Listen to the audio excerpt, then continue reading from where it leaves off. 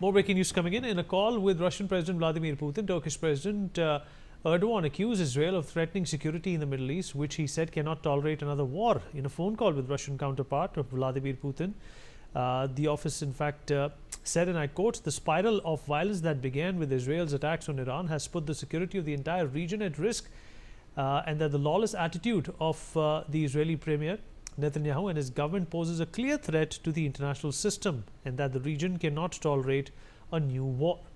Jul Dwivedi, what is it to Russia? What's the point in putting out this question to Russia, a country that is already waging its own war? We need to understand the broader geopolitics. Currently, the way the dice is, or the way the chessboard is set up, there are two very important distinct groupings. One is the Israel, of course, supported by West and Americans, and on the other side is the Chinese, the Russians, and North Koreans and other fringe elements. The point is that at this time, Russia and China, they may not be really wanting this war to prolong, because for the simple reason that it is an asymmetric situation. While Ambassador has pointed out rightly that Iran is not a pushover. It's not a lightweight. It's a big country, has a population of 9 crores, has a army of about 1 million strong. It has an arsenal of missiles, which is about more than 3,000, and on requirement, more will come in from either North Korea or from China. So it's going to stay on. And the regime change is not worked out in Iraq. So therefore, it's not going to work out either in case of Iran. So the point is that at this point of time, no one wants the war to escalate. And the players who are backing up the war do not want to join directly, because that will complicate the whole situation.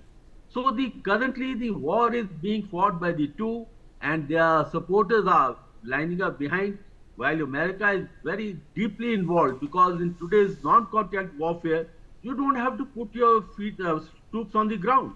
It is all being done in this space, and Americans are providing all that intelligence. They are providing the electronic warfare support, and also they are shooting down these missiles from Iran as and when the opportunity is there, and that lot of assets are deployed around.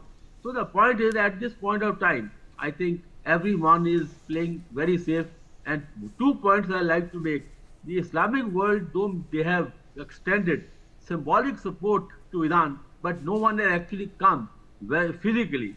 But for Pakistan, which has raised a bogey that in case Israel strikes Iran with atomic weapons, then they will jump in. Well, that is only a tall talk, or this kind of a threat which is not really meaning. So to answer your question, I think at this point of time, the two are locked up.